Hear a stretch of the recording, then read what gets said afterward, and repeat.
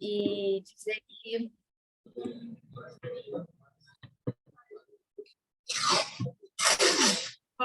que esse é um momento importante, né? Assim, quanto mais eu estudo sobre cartéis, estando na Secretaria de Cartéis, mais assim eu vejo como que o Lacan priorizou esse dispositivo mesmo como um dispositivo de trabalho, né, de uma escola.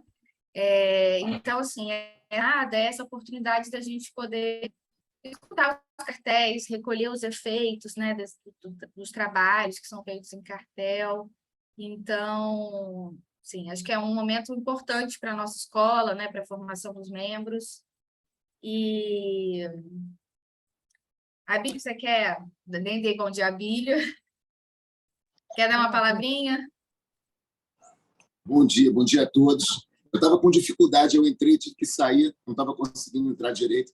Não, Ana Luísa, eu deixo contigo, né? Essa secretaria aí tem sido muito bem ocupada por você, então eu deixo você seguir aí.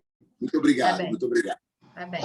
E assim, a gente, ao longo desse ano, né, eu levei a proposta, a gente teve alguns espaços ao longo do ano, nas quartas-feiras, né, para alguns cartéis se apresentarem, levarem questões, né, e a ideia é que a gente faça dessa maneira, continue fazendo dessa maneira até no próximo ano, então, que não seja apenas jornada intercartel, que sejam também apresentações ao longo do ano, né? Mas hoje a gente tem essa oportunidade de escutar alguns cartéis. Então, o primeiro a se apresentar é um cartel, inclusive, que já concluiu os trabalhos há alguns meses, né? Que é o cartel do Seminário 8, a transferência. E aí somos eu, Elisa, Ana Elisa Maia, Natália Figueira, Eliane tá? Cadê a Eliane? Tá aqui, né? Eliane Rodrigues está ali. E Laila Sartori. Quem vai começar? Elisa começa? Como é que a gente vai fazer? Posso começar. Então tá. E aí, só uma coisinha, Elisa, antes. E a ideia, né, assim, é que a gente possa ter um tempo de debate. Então, assim, os trabalhos, a ideia é que eles não sejam tão longos, né, para que a gente possa debater também, né? Então é isso, vamos lá. Tá ótimo. Bem, primeiro, bom dia a todos. E queria dizer para a Ana que fiquei surpresa com a quantidade de grupos, né, inscritos para poder participar dessa reunião do Intercartel. Bem bacana. E acho mesmo que o trabalho não tem que ser longo para poder que haja esse debate, né? Somos 5. Vamos lá. Eu trouxe aqui algumas palavras daquilo que me restou no sentido de efeito desse cartel.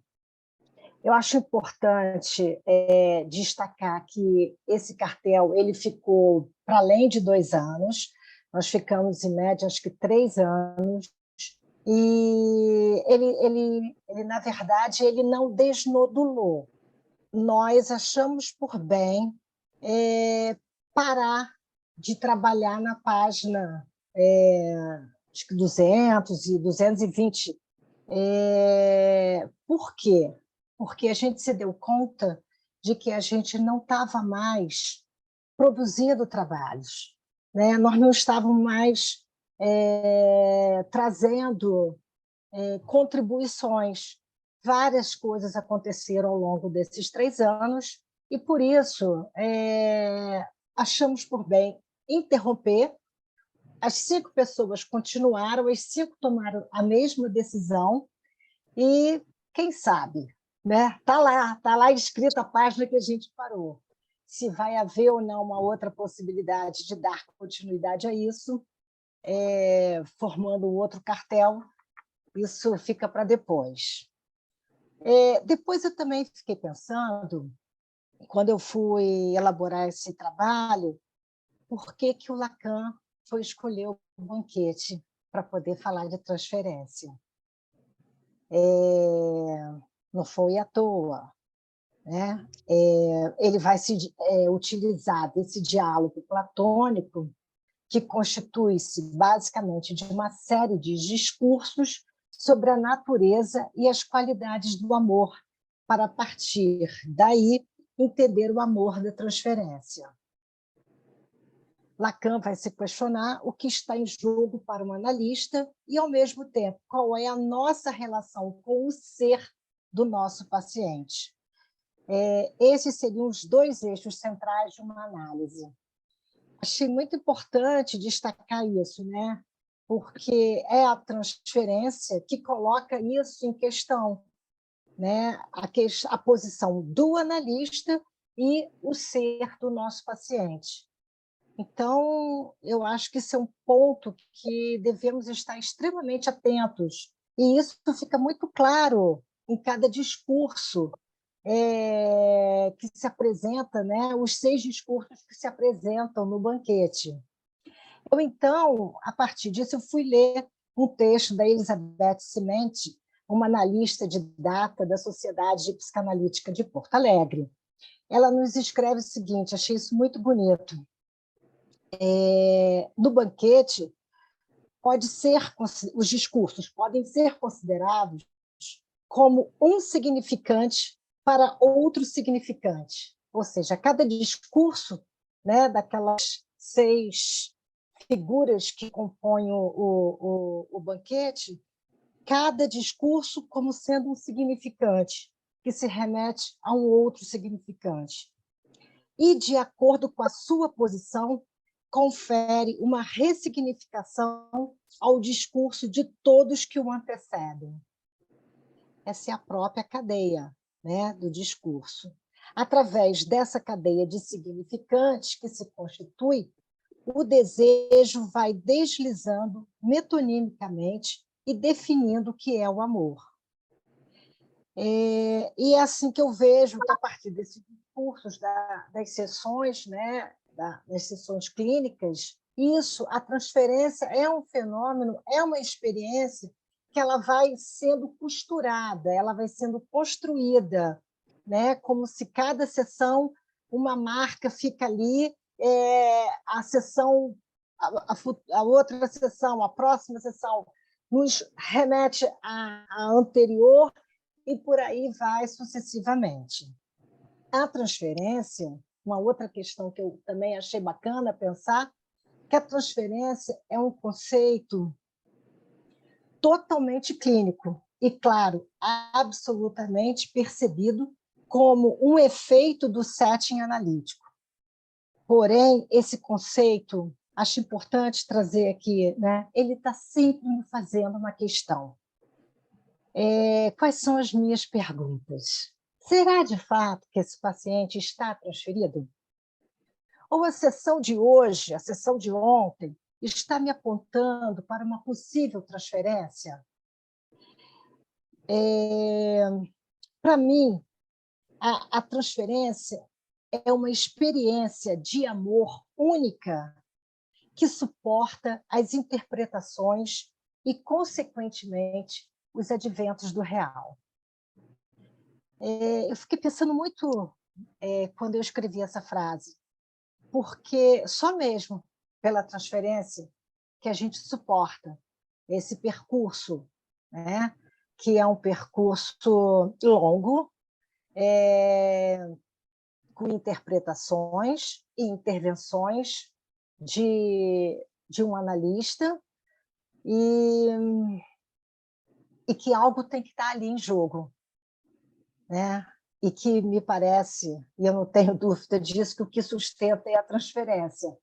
A questão é sempre importante eu estar colocando que sempre quando a gente estava lendo esses textos, esses discursos, eu me perguntava assim, onde está essa transferência? Por onde? Qual é o viés? Né? Acho que essa é uma pergunta que eu estou sempre em busca dessa percepção. A transferência é um conceito bem estruturado teoricamente, mas há que existir... Alô? E saiu a imagem aqui, peraí. Mas a gente está te ouvindo. Há que existir uma particularidade refinada para que se possa viver essa experiência e percebida por ambos os lados, analista e analisante. A transferência é uma experiência vivida no corpo também.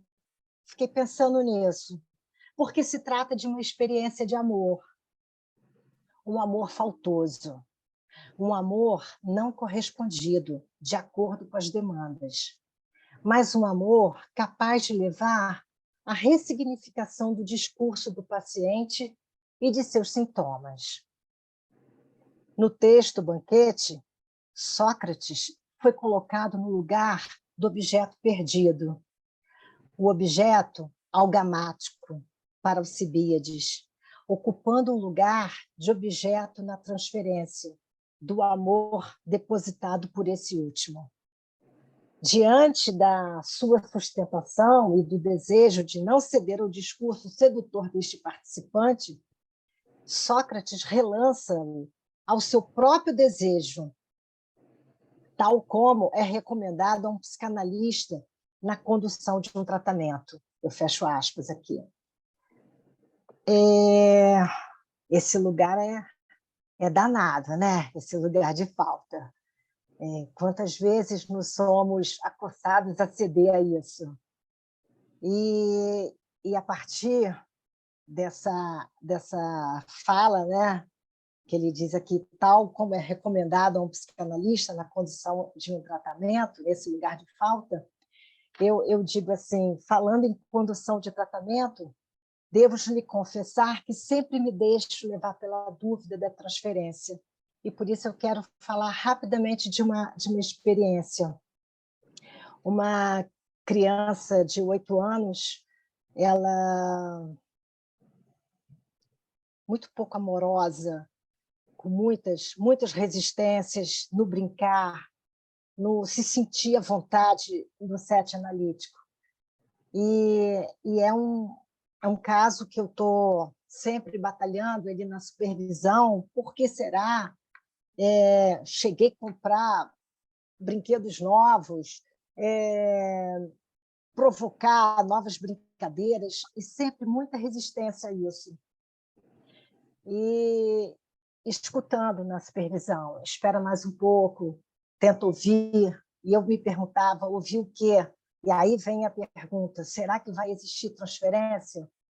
E até que, passado um tempo, a mãe me relata que a escola chamou os pais para dizer que essa criança estava furtando os objetos dos amigos. E pai e mãe ficaram completamente devastados com essa situação, pedindo a mim uma solução, como que eu deveria fazer. E eu escutei, esperei, e a mãe me autorizou a comentar essa situação na sessão. Eu não comentei na sessão que ela pediu que eu fizesse isso. Eu realmente me coloquei num lugar de espera. Claro que eu fiz algumas provocações, mas se ela, sem esse assunto, já estava difícil na sessão, imagina um assunto desse. E aí eu esperei uma outra sessão, e aí provoquei e conversei. E aí que eu acho, né, que se não é a transferência, não importa de que maneira que ela se deu, possivelmente ela não suportaria me escutar, né? Não suportaria a minha intervenção. Algo se deu ali naquela sessão que ela pôde me escutar e pôde me trazer de volta algum conteúdo. Eu faço isso quando eu estou com raiva, né? Isso foi de uma importância muito grande. E eu digo assim que o real ele estava operando ali naquele momento. Por isso que eu acima escrevi, para mim a transferência é uma experiência de amor que suporta o real. E Elisa, aí... Oi. se puder concluir. Tá, eu vou concluir agora. O importante foi dizer o seguinte, que tempo depois, umas 3, 4 sessões, eu fui surpreendida, porque ela me furtou. Quando ela saiu da sala, eu percebi que faltava o jacaré, um bonequinho que eu tenho. E eu fiquei muito pensativa nisso, né? O que é isso? E na supervisão, isso ficou muito claro para mim, que era a experiência necessária de transferência que eu precisava viver nesse caso clínico. Então, eu digo aqui, a transferência, assim, são roupas de todas as coleções e fantasias também.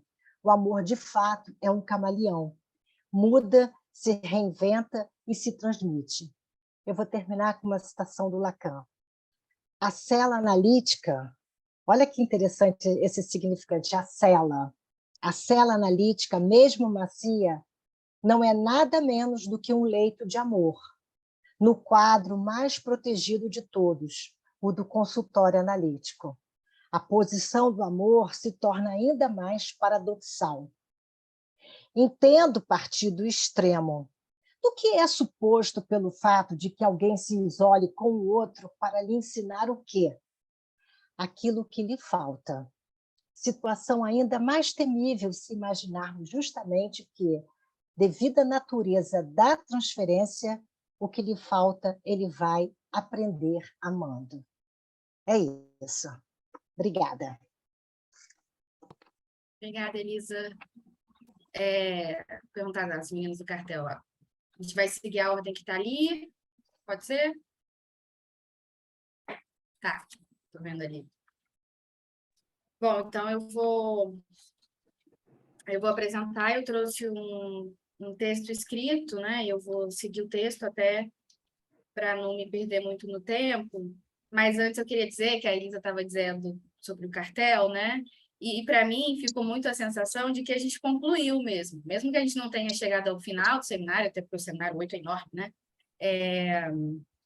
Assim, a gente trabalhou, acho que foi 2 anos e alguns meses, e para mim ficou muito a sensação de que a gente chegou no momento de concluir, e eu acho que o meu trabalho é um pouco, assim, um efeito realmente desses 2 anos e pouco, que eu estava nesse cartel, e foram 2 anos que eu tive grupo de trabalho na escola com o tema Psicanálise e Educação.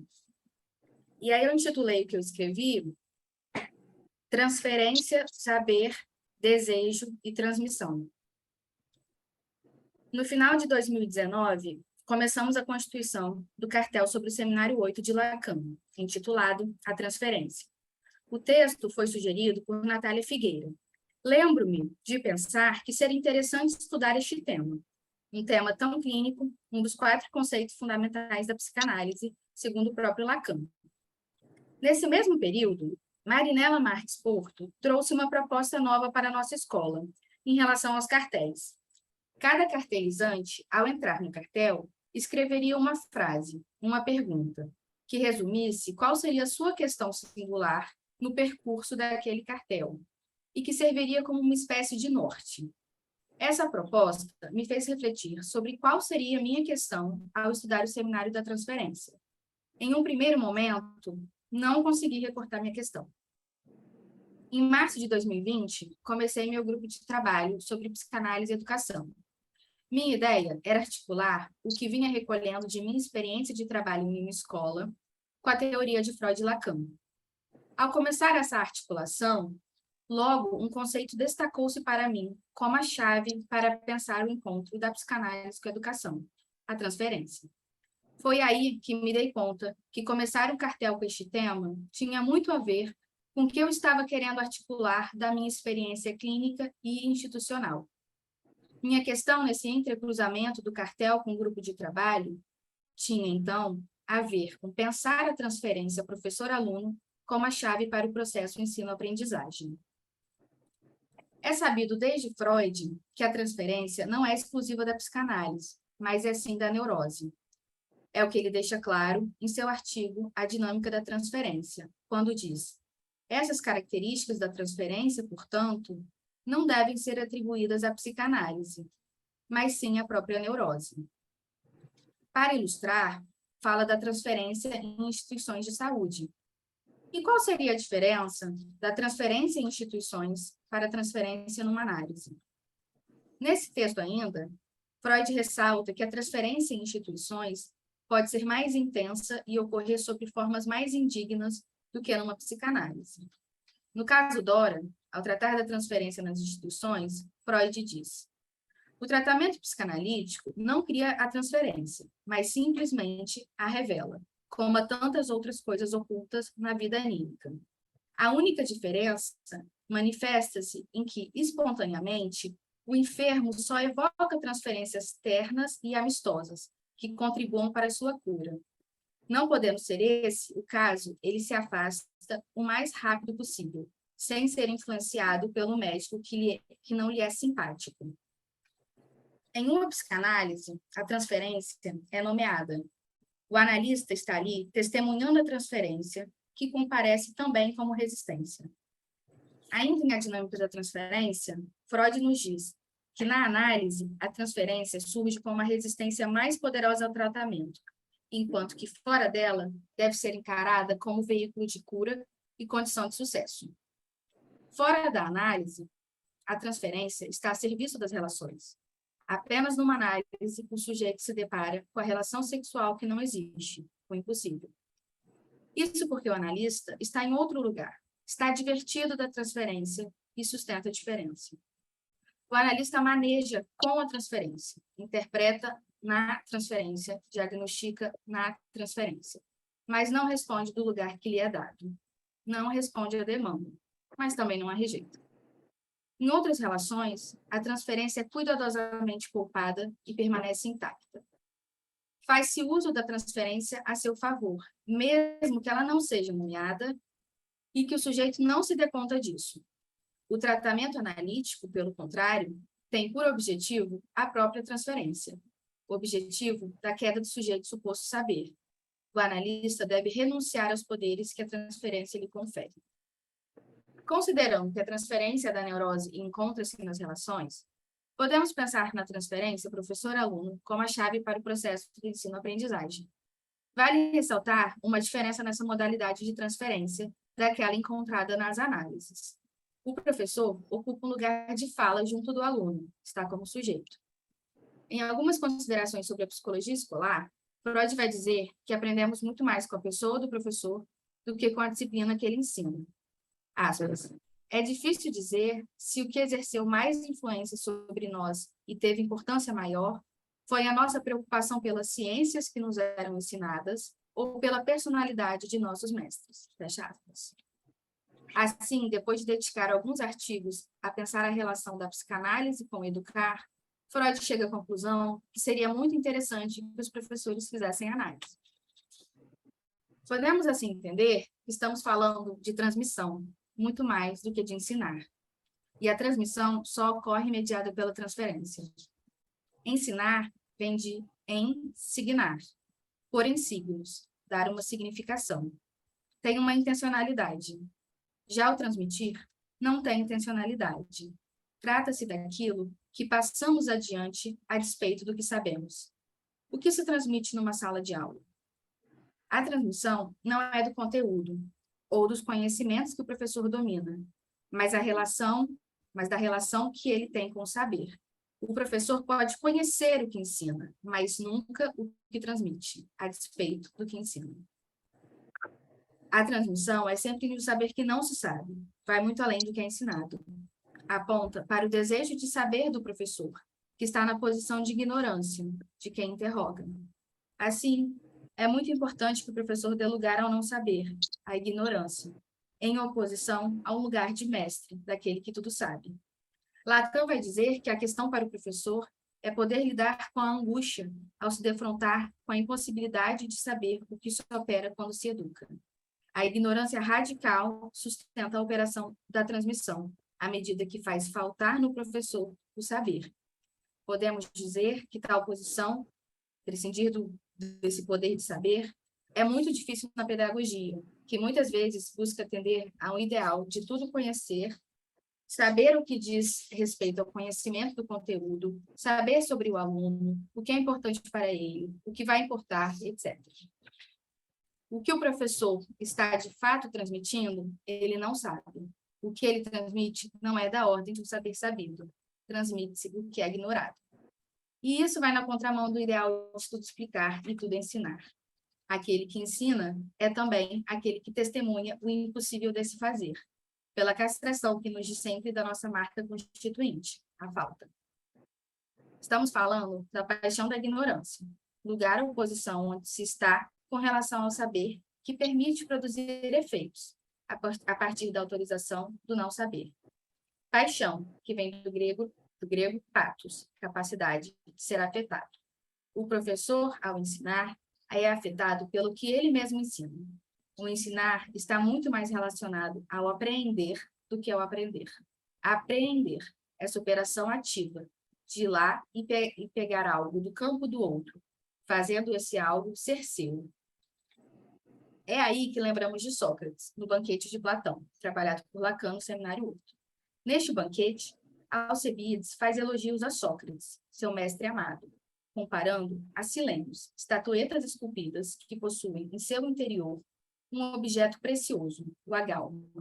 Isso porque Alcebiades vê Sócrates como aquele que faz arte quem nada sabe, mas por dentro está repleto de sabedoria. A função do agálma está, então, articulada ao do sujeito suposto saber. Sócrates detém em seu interior um segredo. Ele sabe. Mas sobre o quê? O que Sócrates detém, segundo Lacan, é sua posição de desejante. Sócrates é interrogado por se supor que ele possua um segredo sobre o desejo. Podemos pensar o educar como transmissão de um saber movido pelo desejo do professor e oferecido àqueles que já se interrogam sobre o mundo, sobre suas letras e sua lógica, muito antes dessa transmissão. Esse é talvez um dos maiores desafios de um educador, despertar o desejo dos alunos. Desejo, esse elemento insubstituível na escola, que é condição para a transmissão. Um professor marcante não é aquele que sabe muito, mas aquele que tem uma relação inquietante, instigante e problematizante com o saber. É aquele que toma suas próprias aulas como capítulos de sua investigação. Há tantos tipos de professores quanto os modos de relacionar desejo e saber. Afinal, em última instância, a educação tem como objetivo levar o sujeito à produção de uma relação com o saber. Obrigada. Agora eu passo a palavra a Eliane Rodrigues. Tá bom, deixa eu ver aqui. Bom, gente, para mim também, né, o cartel se dissolveu, chegou a um final. Eu avancei na leitura, realmente a gente não tinha lido tudo, paramos, acho que mais ou menos no meio do seminário. Eu já havia lido esse seminário algumas vezes, mas avancei, fui até o final e me surpreendi porque achei que tem muitos conceitos. Parece para mim como se a teoria toda do Lacan tivesse contido ali. Tive até uma certa dificuldade para fazer, né, um recorte do seminário. O que me fisgou nesse seminário foi justamente a questão do desejo do analista. Um momento em que ele fala que o analista é aquele que mudou a economia de seu desejo. E eu fiquei, o que é mudar uma economia? Não é pouca coisa. E aí eu fui, né, costurar e tentar ir por esse viés do desejo do analista. E entendi também que ele, mais do que para falar da transferência, ele faz esse seminário para falar do desejo do analista, para conceitualizar esse momento, né? Então, vamos lá. Eu escrevi também, para não me perder. O título é Do Amor ao Desejo, uma travessia em análise. No seminário sobre a transferência, Lacan vai introduzir o conceito de desejo do analista, a partir de sua crítica à contra-transferência, muito enfatizada pelos teóricos da época. Esta seria o resultado de tudo que no analista não foi analisado, o que traria prejuízos para o desempenho de sua função de analista. Os sentimentos positivos ou negativos do analista em relação a seu paciente seriam decorrentes de pontos cegos de um inconsciente não analisado. O que permanece nas sombras se torna fonte de respostas desastrosas, o que justifica a necessidade das análises didáticas. Por outro lado, sabemos que é impossível a decifração exaustiva do inconsciente. Por mais que a análise avance, sempre resta algo denominado de inconsciente reserva. É próprio do inconsciente ser inacessível à consciência. Só podemos alcançá-lo em condições limitadas. A partir daí, Lacan vai colocar as seguintes questões, aspas, porque um analista, a pretexto de ser bem analisado, seria insensível a determinado pensamento hostil que pudesse perceber que está ali. Por que o movimento do amor e do ódio seria excluído? Porque isso desqualificaria o analista em sua função. Fecha aspas. Afirma que quanto mais analisado for o analista, mais condição terá de ser amoroso e de sentir repulsa ou aversão em relação a seu paciente. De qualquer modo, reitera a importância de que o analista faça sua análise para que possa manter a neutralidade necessária para desempenhar sua função. Esta será possível se seu desejo for mais forte do que os desejos que o analisando pode suscitar nele. O analista pode dizer que possui um desejo mais forte, aspas, né, se produziu-se nele uma mutação na economia de seu desejo, uma reestruturação, uma reorganização do desejo do analista, fecha aspas. A contratransferência não é mais considerada uma falha do analista. Este não é afetado pelo que o paciente projeta sobre ele e não tem que se surpreender com isso. Trata-se de um efeito da situação de transferência por si mesma. É por haver transferência que o analista está na posição daquele que contém o agalma. É por, aspas, é por saber o que é o desejo, mas não o que o paciente deseja, que ele está em posição de ter em si o objeto desse desejo. Fecha aspas. Lacan vai se inspirar em Sócrates no banquete de Platão para construir o conceito de desejo do analista. Sócrates, assim como Freud e Lacan, coloca o desejo em posição de objeto. O objeto do desejo é o desejo do outro. Ser desejado pelo outro é o objeto do desejo. Está em causa na situação analítica é a emergência do desejo do analisando, o que será possível devido ao amor de transferência que aí se manifesta. A questão da transferência não se limita ao que se passa com o analisando. Temos que articular o que deve ser o desejo do analista. O que é preciso para que alguém se torne um analista? É preciso que ele conheça um pouco mais de seu inconsciente e que possa trabalhar em análise a fantasia fundamental. Ao final de sua análise, ele deve aceitar a castração e reconhecer as marcas produzidas por ela em si. Devemos buscar a chave para o desejo do analista em algo intrapessoal e não na relação com o analisante. O analista não deve ser um Sócrates, mas podemos usar seu exemplo para nos ajudar a definir as coordenadas que deve utilizar para ocupar seu lugar. Que lugar é esse do analista? Ele deve oferecer um lugar vago ao desejo do analisando para que este se realize como desejo do outro, um lugar vazio para a questão do que foi se coloca. O método de Sócrates faz surgir a função da falta. Ele demonstra que o objeto do desejo é algo que não está presente para o desejante. É alguma coisa que ele não tem. É desse objeto que ele não possui que ele tem desejo e também amor. Essencialmente, deseja e ama o que lhe falta. Sócrates introduz a função da falta como constitutiva da relação do amor e faz girar sua dialética em torno dessa articulação entre amor e desejo. Coloca como função da falta a função desejante do amor, a substituição do ele deseja pelo ele ama. O amor só pode ser articulado em torno dessa falta, pois daquilo que se deseja só podemos ter sua falta. A maneira como essa articulação se dá não fica muito clara, mas podemos pensar na relação entre a demanda e o desejo para entender melhor essa questão. Toda demanda é demanda de amor. O desejo estará no além ou no aquém dessa demanda. A falta está no coração da demanda e também do desejo, sendo a satisfação da demanda a morte do desejo.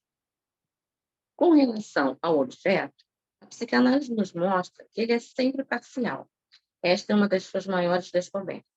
O objeto é estruturalmente parcial, visto que é pivô e centro do desejo humano. Esse objeto é tratado no banquete como a calma, brilho, imagem, algo que está dentro, que, segundo Alcibiades, Sócrates porta. Trata-se de saber, na relação de amor, a função do fato de que o sujeito que amamos seja também o objeto de nosso desejo. Se amamos alguém, é porque ali dentro, escondido nele, está o objeto do desejo agalma. A resposta de Sócrates a Alcibiades tem valor de interpretação, Ele indica que o objeto do desejo de Alcibiades é Agatão, e não ele, Sócrates. Nesse sentido, se coloca ausente no ponto onde Alcibiades espera encontrá-lo, no ponto do acalma que Alcibiades atribui a ele. Desvia-se desse lugar por saber que não possui esse objeto. Oferece um lugar vazio, oco, que é a sua essência, e justamente por ser vazio, possibilita o surgimento do desejo de Alcibiades. Sócrates trata esse amor como amor de transferência e remete Alcibiades a seu verdadeiro desejo. Lacan encontra aí o desejo do analista e o formaliza como eixo da transferência e pivô da análise. Quando nos referimos a esse lugar vazio, que o analista deve oferecer a seu analisando, para que ali possa ecoar o que queres, podemos nos perguntar sobre o narcisismo do analista. Como fica seu narcisismo e as instâncias narcísicas do eu ideal e do ideal do eu? Naquela época, dizia-se que o lugar do analista era o do eu ideal. O eu do analista era proanalisando um eu ideal, o que deu origem à psicologia do ego. Lacan vai questionar essa posição, afirmando que havia aí um deslizamento e que não é porque o analisando coloca o analista nesse lugar de ideal do eu que ele deve permanecer aí, pois é daí que surgem as maiores resistências. Não é esse o lugar que o analista deve ocupar. O campo do investimento narcísico é essencial, pois é em torno dele que se decide o destino do desejo humano. Lacan vai colocar o narcisismo sob a dependência do grande eu. Este é o terceiro que, desde o início, faz a mediação, a relação do eu com esse primeiro semelhante, que é sua própria imagem. Ele se utiliza do esquema óptico para trabalhar as instâncias narcisistas. A imagem real, a ilusão do vaso invertido, serve como metáfora do ideal, que é suporte para a imagem especular, imagem carregada do investimento libidinal, investimento narcísico. A função de idear, eu ideal, é a função central do investimento narcísico. Esta função é distinta do ideal do eu, que está relacionado ao outro. A imagem virtual que o sujeito vê em linha de A é o que o sujeito vê no outro. O eu ideal é a fonte de uma projeção imaginária, enquanto o ideal do eu é uma introjeção simbólica. Freud observa que esses modos de identificação se fazem por um traço único, Ein-Einziger-Sinn, que não é um significante, mas um signo. Este signo a criança encontra no desejo da mãe, no olhar da mãe. O olhar do outro é internalizado por um signo. Aqui encontramos a importância da função do significante, pois é graças a ela que o que vem do campo do outro dá ao sujeito a possibilidade de sair da captura no campo narcísico. Abre aspas. A satisfação narcísica que se desenvolve na relação com o eu ideal depende da referência a esse termo simbólico, Einziger-Sinn, ideal do eu. Fecha aspas. Lacan vai mostrar as relações desse eu duplicado com o pequeno a, o objeto do desejo. É a função do objeto parcial que está em jogo nas relações de idear com a. O falo é a função pivô que nos permite situar a função geral do objeto do desejo, pois este se situa no coração do objeto. Na imagem especular, podemos destacar aquilo que vem à frente, como emergindo na imersão libidinal, o falo e os seios.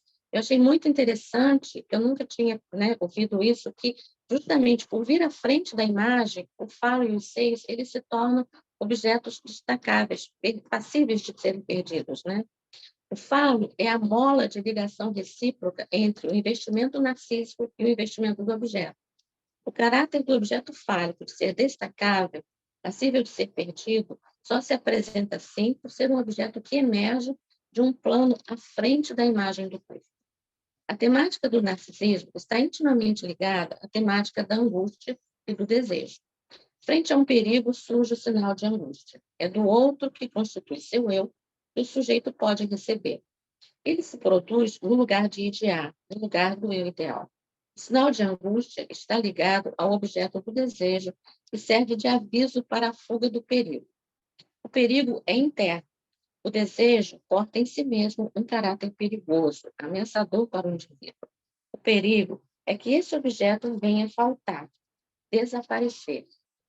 Quando isso ocorre, quando isso acontece, fica à espera, a direção para o lugar onde ele se ausenta. A angústia tem esse caráter de espera. Ele é o modo radical sobre o qual é mantida a relação com o objeto do desejo que arrisca desaparecer.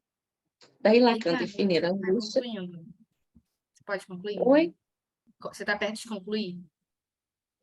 Falta só um pouquinho, não falta muito não. Já está quase. A angústia tem esse caráter de espera, ela é o modo radical sobre o qual é mantida a relação com o objeto do desejo que arrisca desaparecer. Daí Lacan definir a angústia como a falta da falta. A angústia não é unicamente interna ao sujeito. Enquanto inertia, é uma angústia que se vai buscar nos grandes outros com quem ele lida. O analista está incluído aí. O analista deve deixar vazio o lugar onde, analisando-se, o convoca como outro a dar sinal de angústia. Tem o dever de recusar sua angústia ao analisando, e para que isso ocorra, é necessário o cumprimento de um certo luto.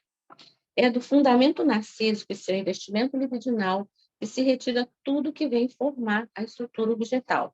É em torno da função do ideal que se acomoda a relação do sujeito com os objetos exteriores. Porém, no que diz respeito ao objeto do desejo, isso não ocorre. No nível do pequeno A, a questão é bem diferente do acesso a algum ideal. Nenhum objeto se coloca como desejável por sua perfeição. Não há objeto que valha mais que o outro. Este é o luto em torno do qual está centrado o desejo do analista. O lugar do analista, definido pela fantasia, seria o lugar do desejante puro, seria omitir, prescindir de si mesmo na relação com o outro, de qualquer suposição de ser desejável, de ter silenciado o que foi. Concluindo, o desejo do analista é aquele que sofreu uma reorganização na sua economia. Não estará mais referido ou submetido ao desejo do outro. Para tal, terá feito a travessia da fantasia fundamental. Terá o objeto A como causa, pois terá feito o luto dos ideais narcísicos e estará apto a oferecer ao analisando um lugar vazio para que o desejo deste possa advir, podendo funcionar como causa de desejo para o mesmo. Isso não é pouca coisa. Só será possível ao final de sua análise. Por isso, Lacan afirma que o final de análise produz um analista, queira ele seguir esse caminho ou não. Enquanto não finalizamos nossas análises, o que fazer? Para o lugar de analista, pareceu-me uma, aspas, missão impossível.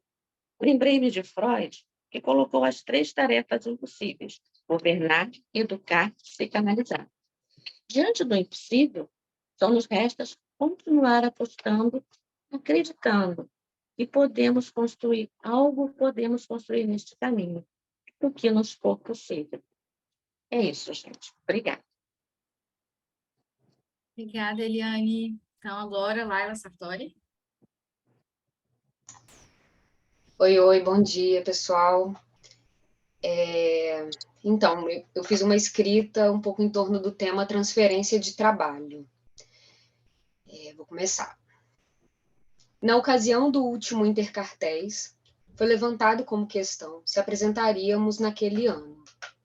Decidimos que o cartel ainda precisava avançar nos trabalhos e que apresentaríamos no ano seguinte.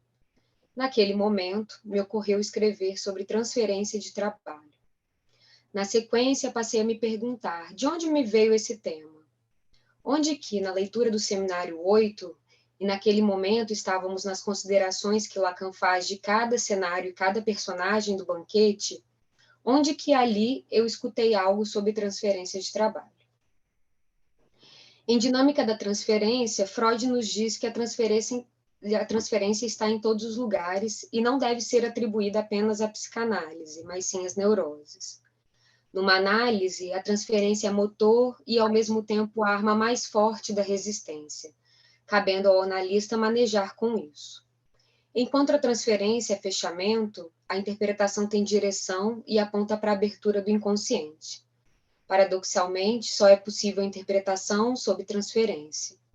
Na brilhante leitura que Lacan vem fazer do que se passa no banquete, sempre fiel ao texto, encontramos isso que Freud já nos indicava. Em Recordar, Repetir, Elaborar, Freud nos indica que o inconsciente se manifesta em ato na transferência. Dito de outra forma, aquilo que não é falado aparece em ato, dirigido ao analista.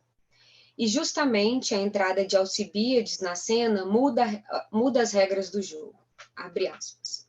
A partir de agora, não é mais ao amor que se vai fazer elogio, mas ao outro. Se vai se tratar do amor, é em ato. E é a relação entre um e outro que vai se manifestar. Quando Alcibíades entra em cena e faz sua declaração de amor, quase difamação a Sócrates, este lhe responde: não foi para mim que você falou, mas para Gatão. A intervenção de Sócrates tem aí característica de interpretação, ou seja, aponta para outra cena.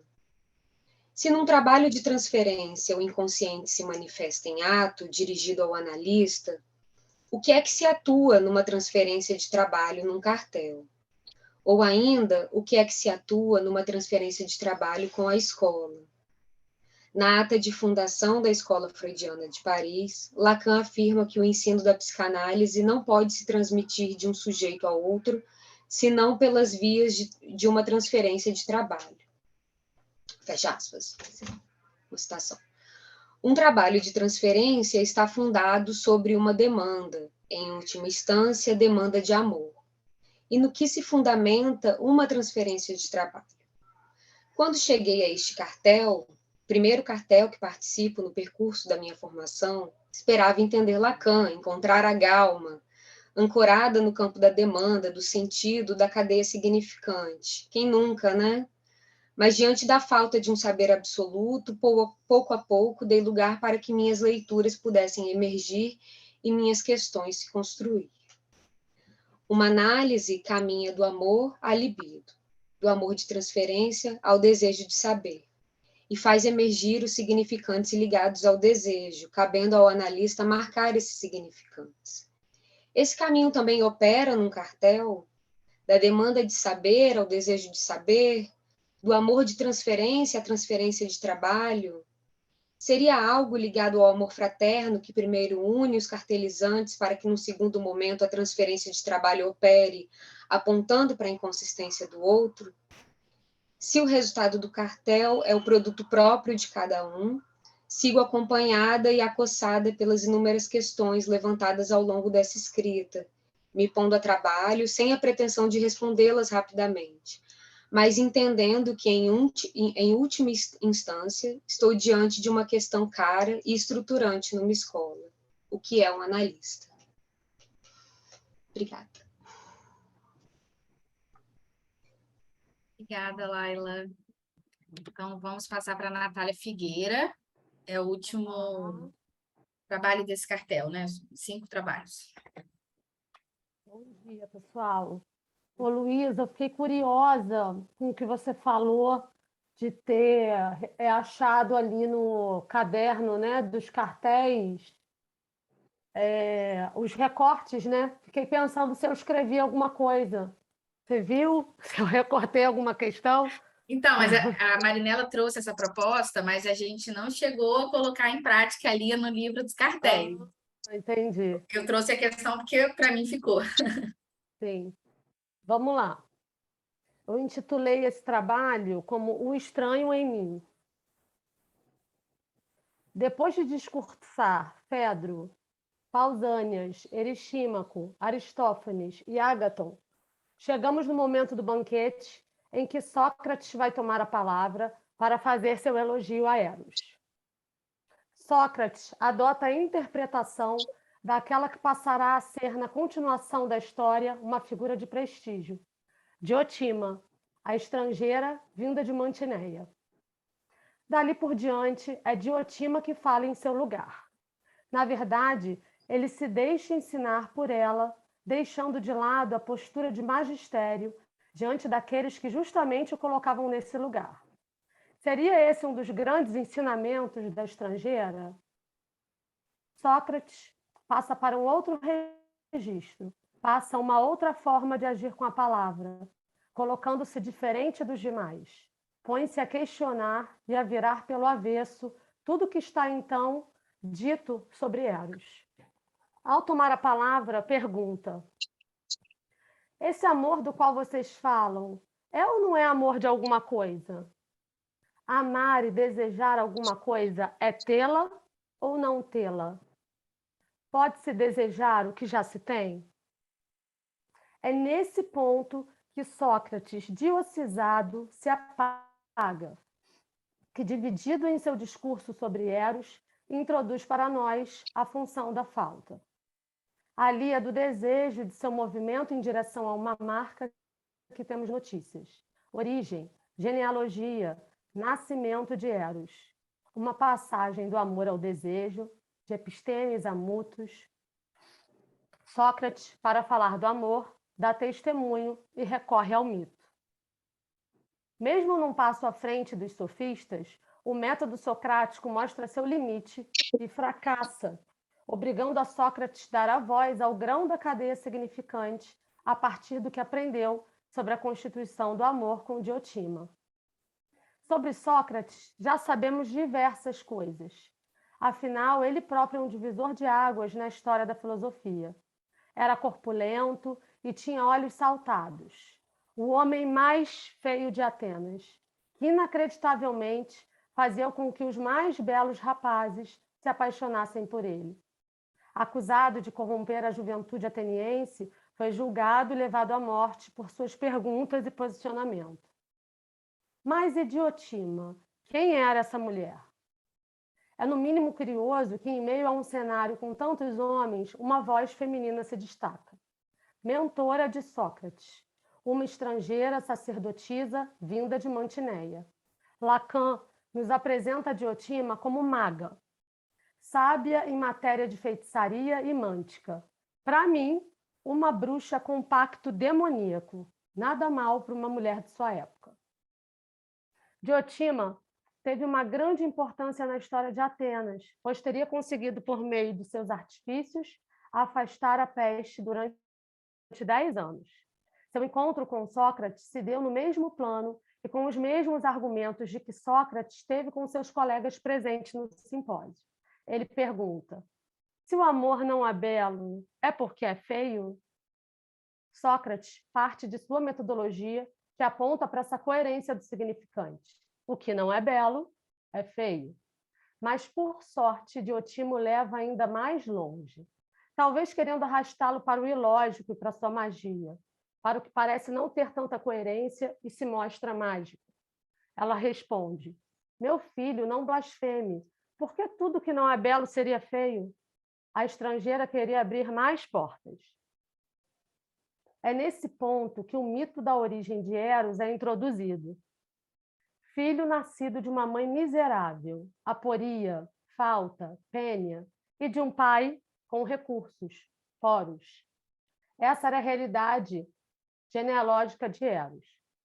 O mito diz que Aporia foi para os festejos do nascimento de Afrodite, permanecendo nos degraus próximos da porta.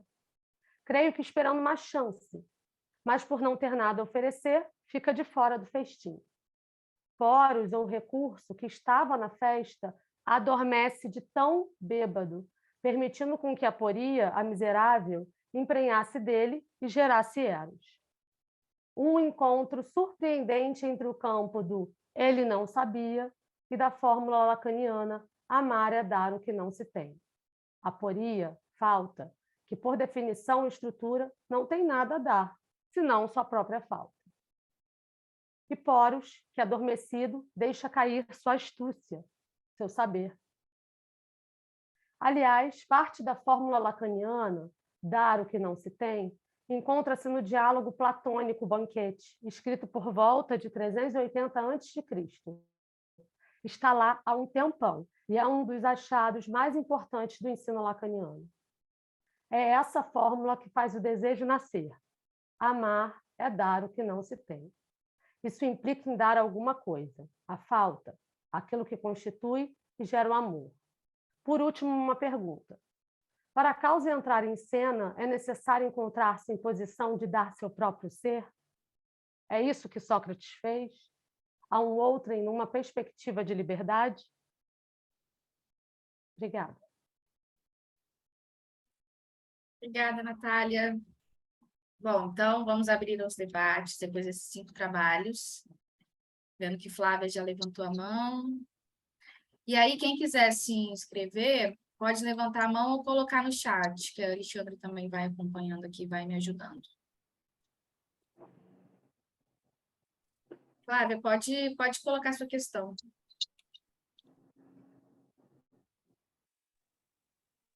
Então, quero parabenizar o cartel, os trabalhos foram ótimos, assim, muito bom. Natália, adorei seu trabalho. Mas aí, assim, dois pontos, assim, eu acho que tem mais a ver com a minha experiência, assim. Então, eu vou fazer uma pergunta para a Annelisa e para a Ana Luísa. A Annelisa, você fala, né, Annelisa, de um caso muito interessante, de uma criança que rouba, né? Isso me fez lembrar o Lacan trabalha um caso também de cleptomania no seminário 10, no seminário 10, né? E ele articula esse ato de roubar com a questão do acting out, né? E aí você fala que isso, de alguma forma, compareceu na transferência, né? Porque a criança também te rouba, né? Então, assim, aí eu queria te pedir para você poder falar um pouco mais sobre isso, né? E se você, porque eu fico pensando, né? Assim, eu acho que a Laila falou também um pouco sobre isso, sobre essa questão dos atos, né? O acting, passagem ao ato. Se isso também não diz respeito a um limite da linguagem, né? Assim, como a linguagem não pode encobrir tudo, muitas vezes, né, assim, o analisando passa o ato no sentido de um acting mesmo, assim, em função desse limite da linguagem, assim. Pensei nisso. Se você puder falar um pouco sobre isso, né? Porque é muito interessante, porque aparece na transferência isso, né? Esse act. E da Ana Luísa, eu fiquei super interessada, Ana, quando você falou sobre a questão da transferência institucional. Queria te pedir para você falar um pouco mais sobre isso. Por quê? Assim, porque no início do meu percurso, eu trabalhei muito em instituições, né? Em algumas, né? Assim, então, e o que eu percebia era o seguinte, assim, quando eu saía de alguma instituição, por exemplo, sei lá, da BBR, né? Alguns pacientes me acompanhavam para o consultório, mas outros não, e me pareciam que eram pessoas que tinham transferência justamente com a instituição, né? A BBR, por ser uma instituição, por exemplo, de reabilitação, né? Com o próprio nome da instituição, né? E eu vejo que isso às vezes também acontece numa instituição de educação, que o professor sai e os alunos continuam, né? Então, se você puder falar um pouco sobre isso, é isso. Obrigada, os trabalhos estavam ótimos. Obrigada, Flávia. Vou deixar a Tereza Meloni fazer a pergunta, aí a gente depois responde. Tereza. Gente, eu estou dirigindo, é a primeira vez que eu estava assim. Não dirigi, mas falar. Em primeiro lugar, parabéns ao cartel. E eu achei muito curioso que é um cartel que algumas dizem que terminou, outras dizem que não terminou. Isso me fez questão. Eu fiquei pensando na questão da transferência de trabalho e da transferência. Porque esse cartel, e eu acho que a função do cartel mesmo, traz a questão da clínica, né? Traz para a escola a questão da clínica, então faz esse link. Mas eu queria colocar, em primeiro lugar, a partir do...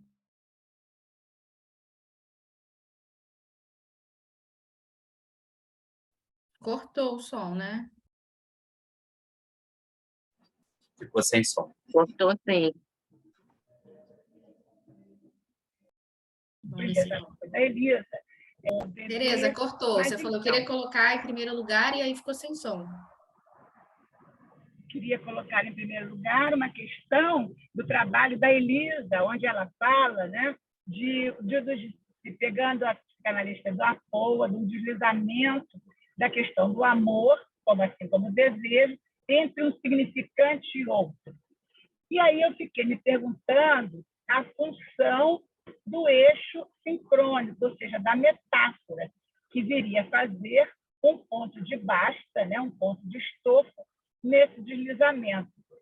E no caso que ela trouxe, eu fico me perguntando se não seria exatamente quando ela toma, agora aproveitando que a Flávia falou, esse act, né, do Bobá, que eu também acho que é um act sim, ela, de alguma maneira, traz isso para a sessão. Quer dizer, aí a função do analista, né, como metáfora, como ponto de basta nesse deslizamento entre um significante e outro. De resto, parabéns, eu não vou fazer outros comentários por absolutamente falta de aptidão para fazer isso dirigindo automóvel. Ótimo, Tereza. Márcia, e aí a gente volta para responder. Ok, parabéns aí ao cartel, os trabalhos ótimos. E desde que a Anelisa começou falando, eu fiquei aqui pensando uma questão, né, que para mim é muito cara, porque eu fico sempre às voltas, né, com o ritmo de um cartel.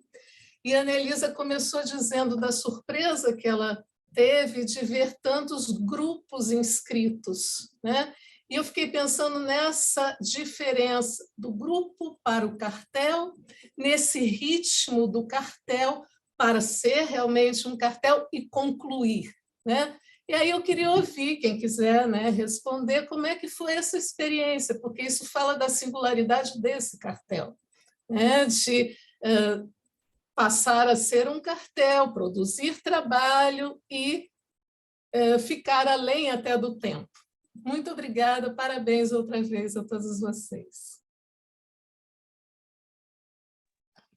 Obrigada, Márcia. Elisa, você quer começar respondendo? Vamos lá. Enfim,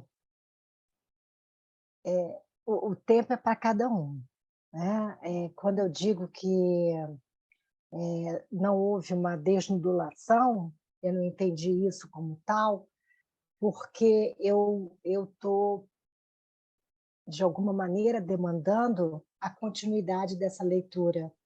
Se vai ser com as pessoas do cartel, se vai ser sozinha, se vai ser num novo cartel, isso está por vir.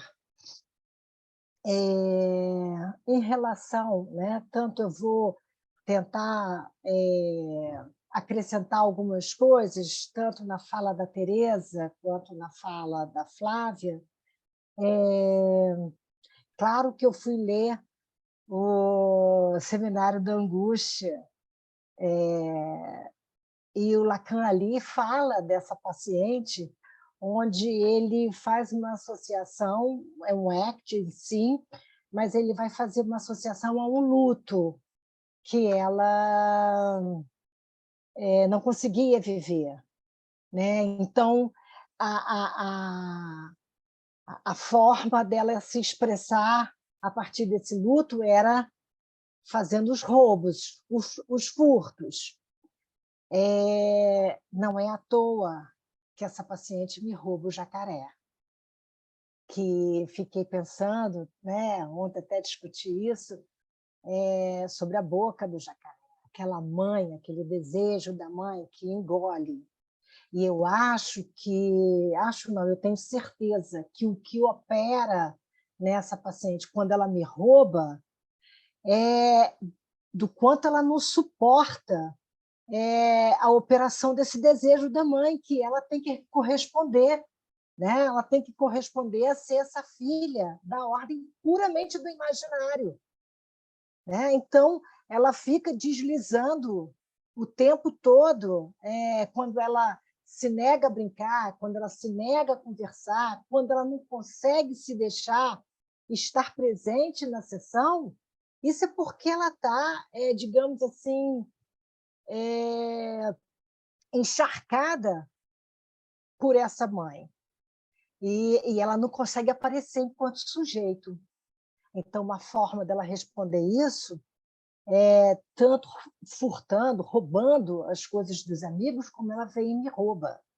E na medida em que, depois desse roubo, ela não vem, ela falta uma sessão, e aí eu espero Aliás, ela faltou uma sessão e depois foi um feriado. E eu espero, na terceira semana, poder tocar nesse assunto, que aí sim é o meu ponto de basta para ela. Quando eu digo, escuta, estou dando falta do meu jacaré. Não sei por onde ele foi passear. E ela fica, não fui eu. A primeira resposta dela é, não fui eu. Então,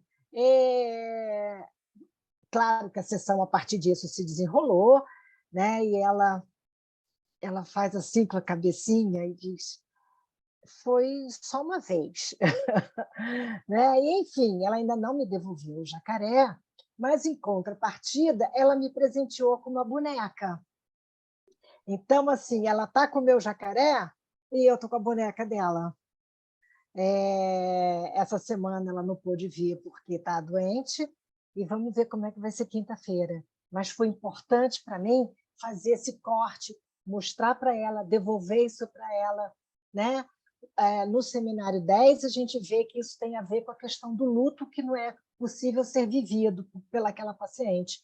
Na questão aqui comigo, o roubo tem a ver com esse desejo dessa mãe de torná-la uma filha da ordem do impossível. E aí ela não consegue corresponder a isso.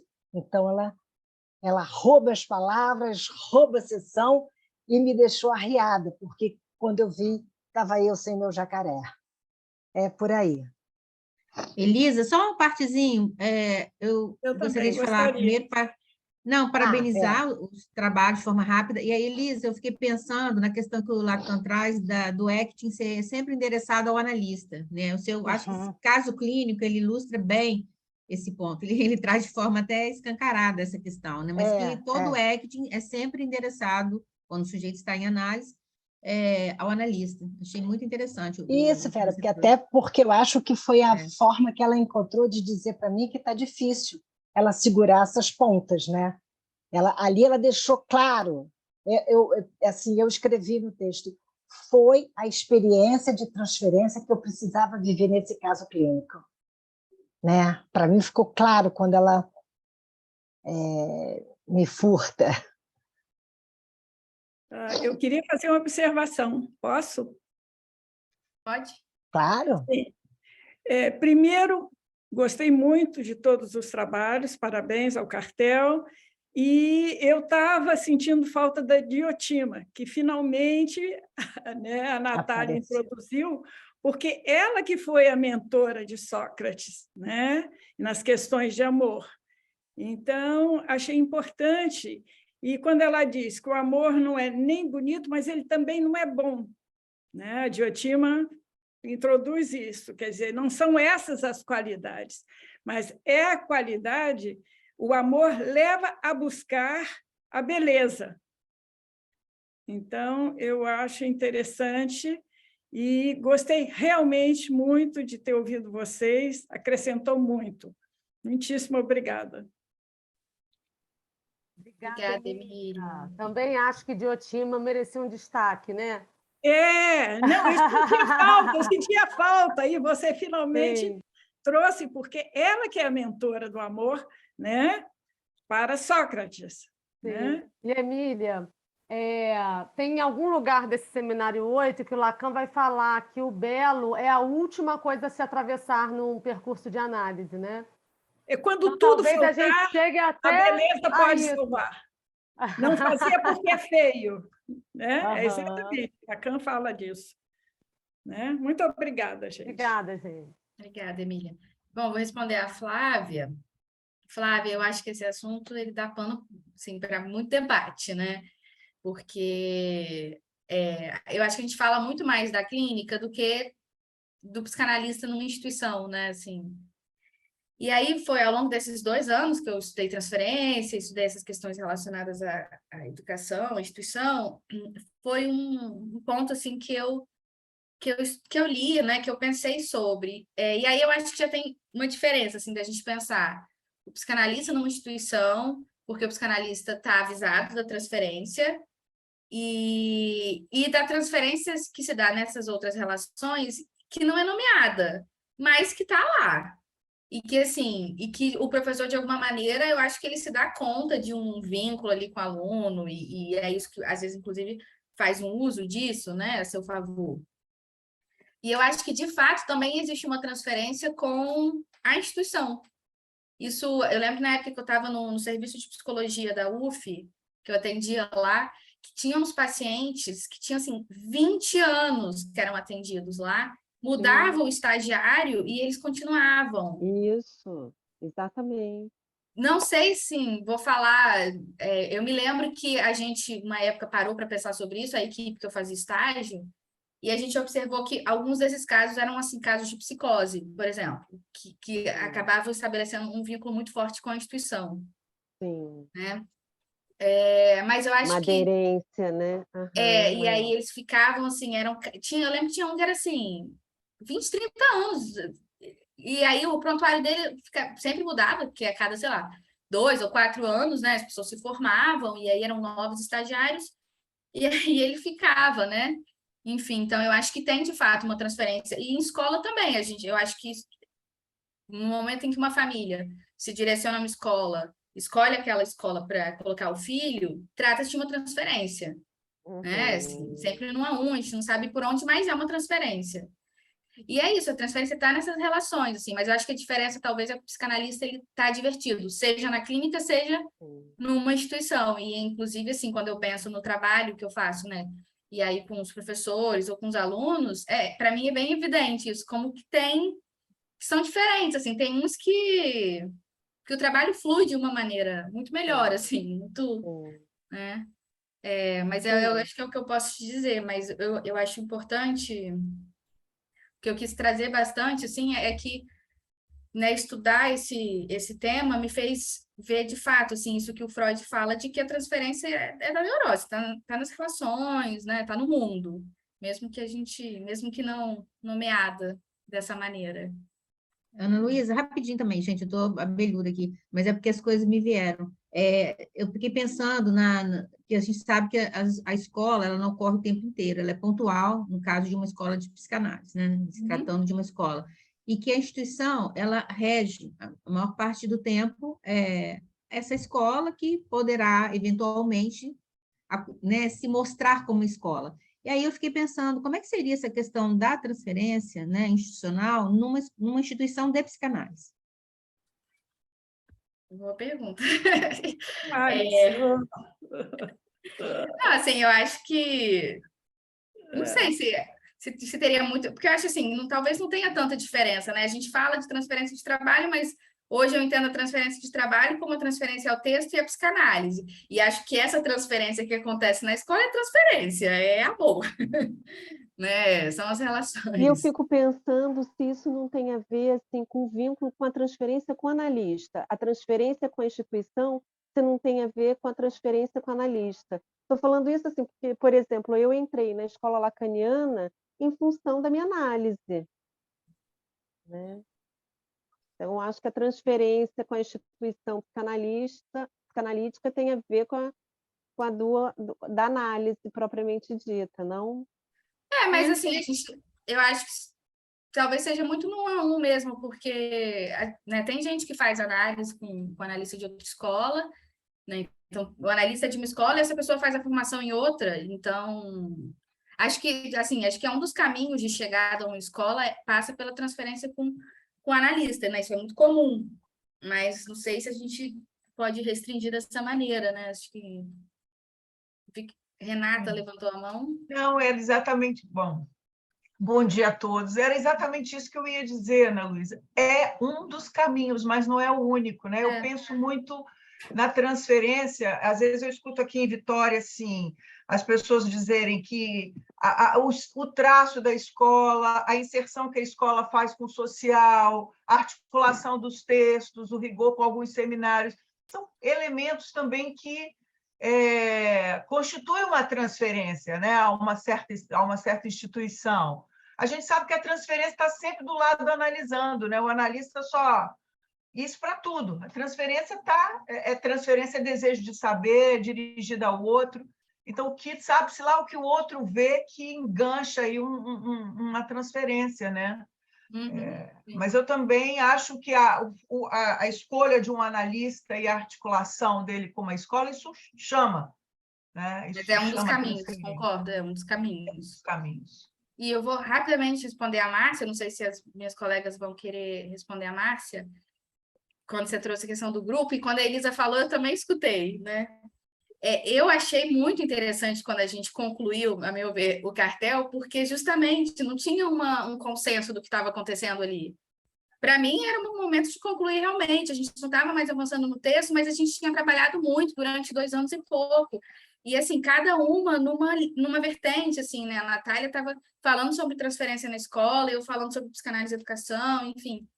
E aí isso foi interessante, porque naquele momento apareceu, né? Não, mas a gente não concluiu, a gente concluiu, né? Então, para mim, ficou que a gente concluiu. Se os meus colegas quiserem falar. Muito legal isso, porque eu fico pensando, isso é que caracteriza esse ritmo de cada cartel, é para cada um, né? E isso vem do tempo dos cartelizantes, dos membros, né? Que vão construir esse ritmo. Coloquei isso Eu no gostaria chat, muito legal. de colocar também. Para mim também, naquele momento foi uma coisa meio confusa, mas eu me senti concluindo, e inclusive avancei na leitura, eu fui adiante, porque para mim estava faltando, eu queria mais. E aí eu pude, né, pesquisar e fazer o trabalho, e achei que foi um cartel que funcionou muito bem, todo mundo produziu, né? Então, a gente está vendo os trabalhos muito bons, eu acho que funcionou, e o objetivo é esse, né? Que cada um siga seu caminho, que cada um faça sua aposta. Acho que é por aí mesmo. Foi um eu queria cartel, falar... né, gente? Só uma coisinha, desculpa, Laila. Foi um cartel que pegou o período, a gente fazia presencial, né? E depois a gente passou para online. Então, a gente pegou também todo esse momento da pandemia, né? Então, e nem por isso a gente deixou de trabalhar, sabe? Foi muito interessante. Foi bem bacana. E eu também senti como se a gente tivesse concluído. Para mim também a gente concluiu esse cartel, e eu acho que tem alguma coisa que aparece em todos os trabalhos, né, e aqui na discussão, que é sobre essa questão da transferência em ato, e justamente a gente lê toda a primeira parte do seminário, né, em que o Lacan está trazendo, de alguma forma, essa leitura dele do que acontece em ato ali, né, entre Sócrates e Alcibíades, que aponta para Agatão. Então, acho que, de alguma forma, tem alguma coisa dessa leitura desse primeiro ato do seminário, e que está aparecendo aqui, tanto na discussão quanto nos trabalhos, né? Eu acho que a gente concluiu, sim.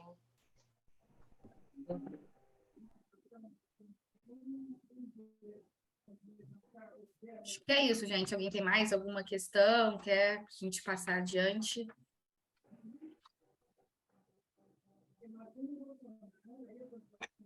Então, vamos encerrar essa primeira mesa, né, com o cartel da transferência. Agradeço a minhas colegas pelos trabalhos e a todos que colocaram as questões. E aí, a gente passa para a segunda mesa.